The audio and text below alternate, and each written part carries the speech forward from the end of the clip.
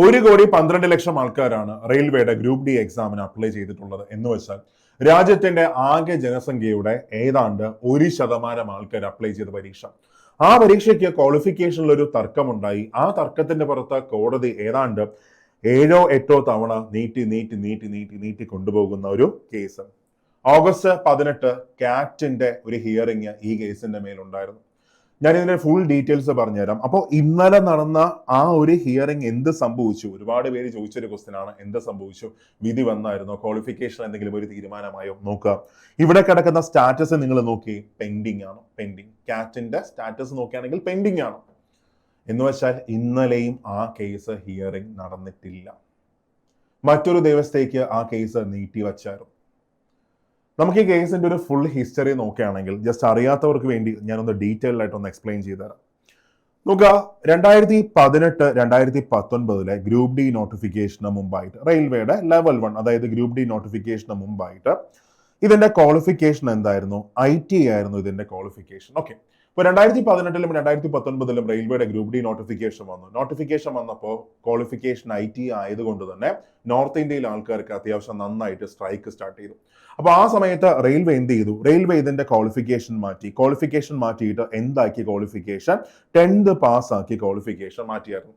എന്നിട്ട് 2019 ഒരു പുതിയൊരു ഓർഡർ ഇറക്കിയായിരുന്നു. ഓർഡർ ഇങ്ങനെയാണ്: ഇപ്പോൾ ഉള്ള പരീക്ഷയുടെ ക്വാളിഫിക്കേഷൻ 10th പാസ്, ഇനി അങ്ങോട്ട് വരാൻ പോകുന്ന എല്ലാ ലെവൽ 1 പോസ്റ്റുകൾ, അതായത് ഗ്രൂപ്പ് ഡിയുടെ ക്വാളിഫിക്കേഷൻ എന്തായിരിക്കും? IT ആയിരിക്കും എന്ന് പറഞ്ഞിട്ട് ഒരു ഓർഡർ റെയിൽവേ പുറത്തിറക്കി.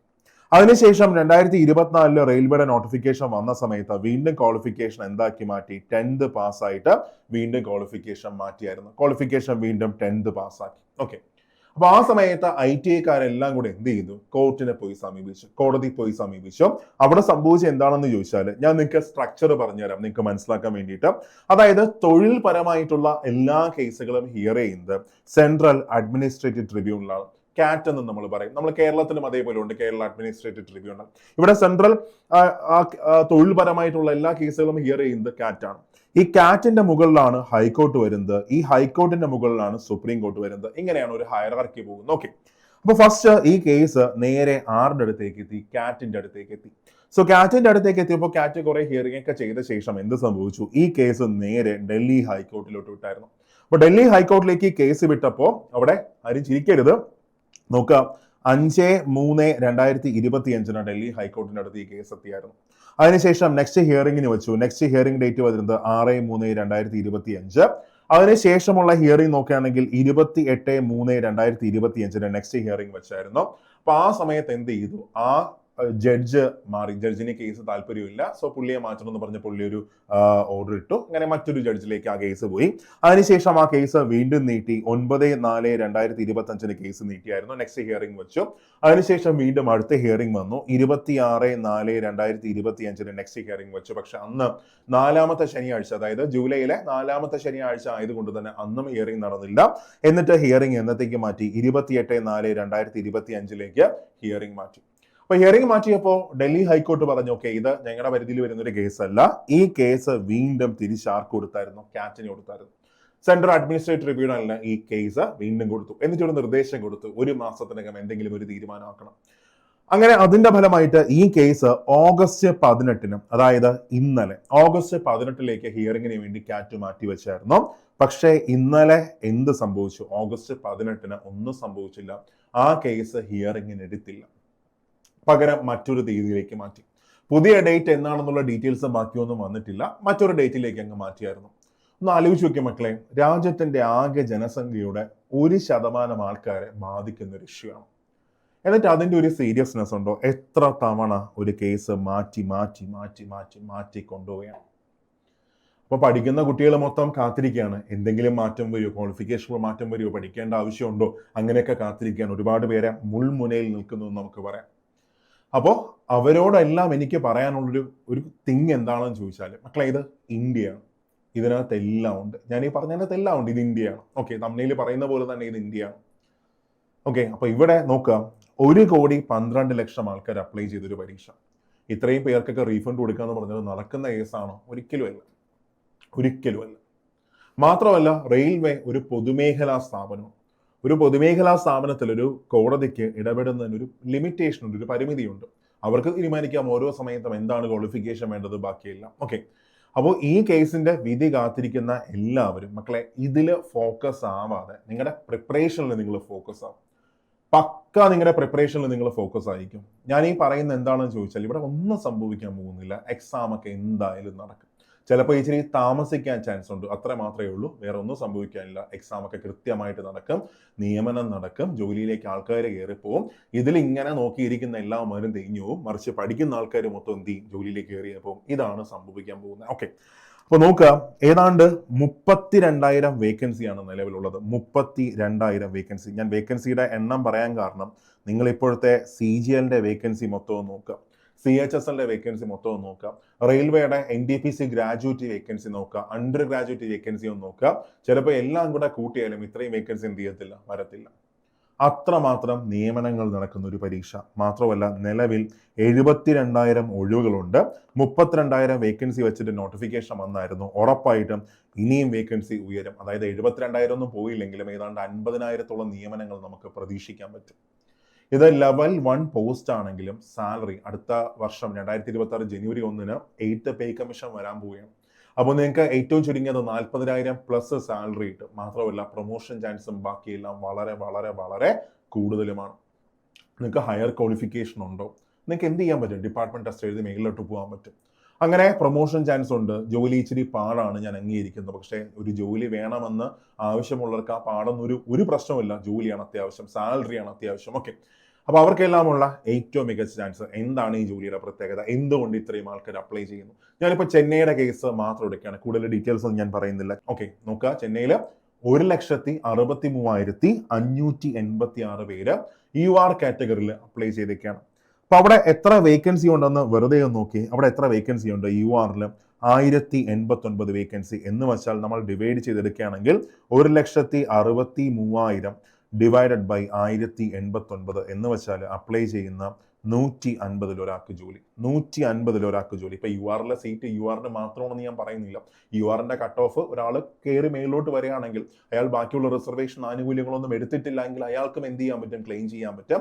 എന്നാലും ടോട്ടൽ എടുക്കുകയാണെങ്കിൽ അപ്ലൈ ചെയ്യുന്ന 250 ഒരാൾക്ക് ജോലി. ഇതാണ് ജോലിയുടെ സാധ്യത. ഞാൻ ഈ പറയുന്നത് നിലവിലെ വേക്കൻസി വെച്ച് മാത്രമാണ്, 32,000 വേക്കൻസി വെച്ച് മാത്രമാണ് ഈ പറയുന്നത്. നമ്പർ ഓഫ് ആപ്ലിക്കൻസ് വെച്ച് നോക്കുകയാണെങ്കിൽ 250 ഒരാൾക്ക് ജോലി. ഒന്ന് ആലോചിച്ച് നോക്കാം. ഈ 250 പേരും പഠിക്കുന്ന ആൾക്കാരായിരിക്കും. 250 പേര് ഒരു പോസ്റ്റിന് വേണ്ടി ക്ലെയിം ചെയ്യുന്നുണ്ട്, അപ്ലൈ ചെയ്യുന്നുണ്ട്. അതിൽ 250 പേരും പഠിക്കുന്ന ആൾക്കാരായിരിക്കുമോ? അല്ല. പഠിക്കുന്ന ആൾക്കാർ 10% മാത്രമേ കാണത്തുള്ളൂ, അല്ലെ? 10% മാത്രം. ഒന്നാലോചിച്ച് നോക്കുക. അതിനകത്ത് തന്നെ ഒരുപാട് ആൾക്കാർ NTPCയുടെ ഗ്രാജുവേറ്റും അണ്ടർ ഗ്രാജുവേറ്റും ALPയും ബാക്കിയെല്ലാം കിട്ടി അങ്ങ് പോകും. കുറേ പേര് SSC എക്സാംസ് കിട്ടി അങ്ങ് പോകും. പിന്നെ നോക്കുക, ഇത് ഫിസിക്കൽ ഉള്ള ഒരു പരീക്ഷയാണ്. ഫിസിക്കലുള്ള ഒന്നാലോചിച്ചൊക്കെ എത്ര പേർക്ക് ഫിസിക്കലി ക്ലിയർ ചെയ്യാൻ പറ്റും? ബുദ്ധിമുട്ടല്ലേ? അപ്പോൾ അത്രമാത്രം സാധ്യത നിങ്ങളുടെ മുമ്പിൽ തുറന്നു കിടക്കുകയാണ്. അപ്പൊ നിങ്ങൾ ഈ ബാക്കിയുള്ള കേസോ ബാക്കി വിഷയങ്ങളോ ഒന്നും നോക്കാതെ നിങ്ങളുടെ പ്രിപ്പറേഷനിൽ നിങ്ങൾ ഫോക്കസ് ചെയ്തോ, ഉറപ്പായിട്ടും നിങ്ങൾക്ക് ജോലി കിട്ടും. ഇവിടെ നോക്കുക, എന്താണ് ഗ്രൂപ്പ് ഡിയുടെ പ്രത്യേകത? അത്യാവശ്യം നല്ലോണം നിയമനങ്ങളുണ്ട്. കോമ്പറ്റീഷൻ കമ്പാരിറ്റീവ്ലി കുറവാണ്. ഓരോ എക്സാം വെച്ച് കമ്പയർ ചെയ്യുമ്പോൾ കമ്പാരിറ്റീവ്ലി കോമ്പറ്റീഷൻ കുറവാണ്. നിങ്ങൾ ഓരോ സോൺ വെച്ച് എടുക്കുക. മൊത്തത്തിൽ നോക്കുമ്പോൾ 1 കോടി ആൾക്കാർ അപ്ലൈ ചെയ്തു, പക്ഷെ ഒരു സോൺ വെച്ച് എടുക്കുകയാണെങ്കിൽ കോമ്പറ്റീഷൻ കുറവാണ്. മാത്രമല്ല എക്സാമിന്റെ സമയം 1.5 മണിക്കൂറാണ്. എക്സാമിന്റെ സമയം 1.5 മണിക്കൂർ. 10ാം ക്ലാസ് ആണ് ക്വാളിഫിക്കേഷൻ. അപ്പോൾ വരുന്ന ക്വസ്റ്റ്യൻസിന്റെ നിലവാരം നിങ്ങൾക്ക് മനസ്സിലാക്കാൻ പറ്റും. കഴിഞ്ഞ കട്ട് ഓഫ് 71 മാർക്കാണ് കട്ട് ഓഫ്, വെറും 71 മാർക്ക്. ഒറ്റ പരീക്ഷ മാത്രമേ വരുന്നുള്ളൂ, ഒറ്റ പരീക്ഷ മാത്രം. അപ്പോൾ ഇത്രയും അവസരങ്ങൾ മുമ്പിൽ കിടക്കുകയാണ്. എക്സാം ഡേറ്റോ ബാക്കി ഒന്നും തന്നെ വന്നിട്ടില്ല. നമുക്ക് പ്രിപ്പറേഷൻ, നമുക്ക് സമയം കിട്ടും. ഓക്കെ, അതായത് ഒരു ഒക്ടോബർ മാസമോ അതിനുശേഷമൊക്കെ നമുക്ക് എക്സാം നമുക്ക് പ്രതീക്ഷിക്കാം. കാരണം ഇവിടെ കേസ് ഇന്നും ഒന്നും ആയിട്ടില്ല. ഓക്കെ, അപ്പോൾ നമ്മുടെ മുമ്പിൽ സമയമുണ്ട്. നിങ്ങൾ അപ്ലൈ ചെയ്ത ഒരാളാണെങ്കിൽ നിങ്ങൾ ഭാഗ്യവാന്മാരാണ്. അപ്ലൈ ചെയ്ത എല്ലാവരും ഭാഗ്യവാന്മാരാണ്. കാരണം ഇനി ഇതേപോലെ ഒരു അവസരം നിങ്ങൾക്ക് കിട്ടത്തില്ല. സോ പഠിച്ചോ, നിങ്ങളുടെ പ്രിപ്പറേഷൻ നിങ്ങൾ ഫോക്കസ് ചെയ്തോ, അതിൽ മാത്രം ഫോക്കസ് ചെയ്തോ, ഉറപ്പായിട്ട് നിങ്ങൾ റിസൾട്ടിലോട്ട് എത്തിയിരിക്കും. ഓക്കെ, നോക്കുക, ഇവിടെ നമ്മൾ എക്സാമിന്റെ ഒക്കെ ഒരു മാർക്ക് ഡിസ്ട്രിബ്യൂഷൻ എടുക്കുകയാണെങ്കിൽ സയൻസ് 25 ക്വസ്റ്റ്യൻസ് 25 മാർക്കാണ്. ഫിസിക്സ്, കെമിസ്ട്രി, ബയോളജി 10ാം ലെവലുള്ള ക്വസ്റ്റ്യൻസ് ആണ് വരുന്നത്. നിങ്ങളിപ്പോൾ NTPCയുടെ അണ്ടർ ഗ്രാജുവേറ്റ് ക്വസ്റ്റ്യൻസ് കണ്ടില്ലേ? എളുപ്പമായിരുന്നില്ലേ? +2 ആണ് ക്വാളിഫിക്കേഷൻ. അപ്പോൾ ഒന്നാലോചിച്ചൊക്കെ 10 റേഞ്ച് ആണെങ്കിൽ എത്ര നിലവാരം വരെ ഉയരാൻ ചാൻസ് ഉണ്ട്? ഇല്ല, ആവറേജ് നിലവാരത്തിലുള്ള ക്വസ്റ്റ്യൻസ്. അതേപോലെ തന്നെ മാത്സ് ആണെങ്കിൽ നോക്കുക, മാത്സ് 25 ക്വസ്റ്റ്യൻസ് 25 മാർക്കാണ്, 15 ടോപ്പിക്കേ വരുന്നുള്ളൂ, പെട്ടെന്ന് പഠിച്ചു തീർക്കാൻ പറ്റും. റീസണിങ് 15 ടോപ്പിക്കേ വരുന്നുള്ളൂ, 30 മാർക്ക് കൊണ്ട് പഠിച്ചു തീർക്കാൻ പറ്റും. GK ആൻഡ് കറണ്ട് അഫേഴ്സ് 20 മാർക്കാണ്. മക്കളെ, ഇവിടെ നിങ്ങൾ ചുമ്മാ GKയിലെ എല്ലാ ചാപ്റ്ററുകളും പഠിച്ച് സമയം കളയേണ്ട ആവശ്യമില്ല. അവിടെ കറണ്ട് അഫേഴ്സിന് കൂടുതൽ പ്രാധാന്യം കൊടുത്തോ, ഇമ്പോർട്ടൻറ്റ് GK ഏരിയാസ് മാത്രം നോക്കുക, അവിടെ നല്ല മാർക്ക് നമുക്ക് സ്കോർ ചെയ്യാൻ പറ്റും. സോ ഇങ്ങനെയാണ് മാർക്ക് ഡിസ്ട്രിബ്യൂഷൻ വരുന്ന ഏറ്റവും വലിയ അഡ്വാൻറ്റേജ്. 1.5 മണിക്കൂറാണ് എക്സാം സമയം. നമ്മൾ SSCയുടെ സെൻട്രൽ എക്സാംസ് നോക്കുകയാണെങ്കിൽ അവിടെ 1 മണിക്കൂറാണ് എക്സാം സമയം, പക്ഷേ ഇവിടെ 1.5 മണിക്കൂർ എക്സാം സമയമുണ്ട്. മക്കളെ, ഇനിയും ഒന്നും വൈകിയിട്ടില്ല, പ്രിപ്പറേഷൻ തീയായിട്ട് നിങ്ങൾ മുമ്പോട്ട് കൊണ്ടുപോകും. അപ്പൊ അതിനുവേണ്ടി നമ്മൾ സൂപ്പർ നോട്ട്സ് നാളെ ഒരു അടിപൊളി ബാച്ച് നമ്മൾ സ്റ്റാർട്ട് ചെയ്യാം. നാളെ നമ്മൾ ഗ്രൂപ്പ് ഡിയുടെ ഒരു അടിപൊളി അൾട്ടിമേറ്റ് ക്രാഷ് ബാച്ച് നമ്മൾ സ്റ്റാർട്ട് ചെയ്യുന്നു. അപ്പൊ അതിനകത്ത് എല്ലാം ഒന്നും നിങ്ങൾ കിട്ടത്തില്ല, എല്ലാം കിട്ടത്തില്ല. അതായത് മാത്സ് ഫുള്ള് കവർ ചെയ്യും, റീസണിങ് ഫുള്ള് കവർ ചെയ്യും, സയൻസ് ഫുള്ള് കവർ ചെയ്യും, കറണ്ട് അഫേഴ്സ് ഫുള്ള് കവർ ചെയ്യും, പിന്നെ GKയിലെ സെലക്ടഡ് ടോപ്പിക്സ് മാത്രം. ഒരുപാട് ക്വസ്റ്റ്യൻ പ്രാക്ടീസ് സെഷൻസ്, സ്പീഡ് കൂടണം, ഇമ്പോർട്ടൻ്റ് ഉള്ളത്. അപ്പൊ അതിനുവേണ്ടി ഒത്തിരി ക്വസ്റ്റ്യൻ പ്രാക്ടീസ് സെഷൻസ് മാത്രമല്ല, നിങ്ങളുടെ പ്രിപ്പറേഷൻ, നിങ്ങളുടെ റിവിഷൻ എളുപ്പമാക്കാനായിട്ട് മൈക്രോ നോട്ട്സ്, ഇംഗ്ലീഷിലും മലയാളത്തിലും ക്ലാസ്സസ്. കാര്യം ഇംഗ്ലീഷ് ക്ലാസ് മാത്രം കണ്ടാൽ എത്രത്തോളം മനസ്സിലാവും നമുക്ക് പറയാൻ പറ്റത്തില്ല. ഓക്കെ, അതിനുവേണ്ടി നമ്മുടെ കുട്ടികൾക്ക് ഇംഗ്ലീഷിലും മലയാളത്തിലും ക്ലാസ്സസ് കിട്ടും, ഇംഗ്ലീഷിലും മലയാളത്തിലും നോട്ട്സ് കിട്ടും, ഇംഗ്ലീഷിലും മലയാളത്തിലും ക്വസ്റ്റ്യൻസ് കിട്ടും. അതായത് 2 ക്ലാസ്സസ് നിങ്ങൾക്ക് കിട്ടും. മീൻസ് ഒരു സ്ലൈഡിന്റെ 2 ഭാഗത്തായിട്ട് എഴുതിയെന്നല്ല, 2 ക്ലാസ്സസ് നിങ്ങൾക്ക് എന്ത് ചെയ്യും, നിങ്ങൾക്ക് കിട്ടും. ഓക്കെ, ഇഷ്ടമുള്ള നിങ്ങൾക്ക് ഫോളോ ചെയ്യാം. അങ്ങനെ അടിപൊളിയായിട്ട് എല്ലാമായിട്ട് നമ്മുടെ ഗ്രൂപ്പ് ഡിയുടെ പുതിയ ബാച്ച് നമ്മൾ നാളെ സ്റ്റാർട്ട് ചെയ്യുന്നു. സോ ആർക്കെങ്കിലും ജോയിൻ ചെയ്യാൻ താല്പര്യം ഉണ്ടെങ്കിൽ 8281223366 ആ നമ്പറിൽ കോൺടാക്ട് ചെയ്തോടാം. എത്രയും പെട്ടെന്ന് നിങ്ങളുടെ സീറ്റ് ബുക്ക് ചെയ്തോ. ഒരു ബാച്ചിനകത്ത് 250 പേര് മാത്രമേ ഉള്ളൂ, വെറും 250 ആൾക്കാർ മാത്രം. ഓക്കെ, 1700 ആണ് കോഴ്സിന്റെ ഫീ വരുന്നത്. സോ ജോയിൻ ചെയ്യാൻ ആഗ്രഹമുള്ള എല്ലാവരും പെട്ടെന്ന് തന്നെ ജോയിൻ ചെയ്തോ. ഈ ജോലി നിങ്ങൾക്കുള്ളതാണ്. നമുക്ക് ക്ലാസ്സിൽ കാണാം.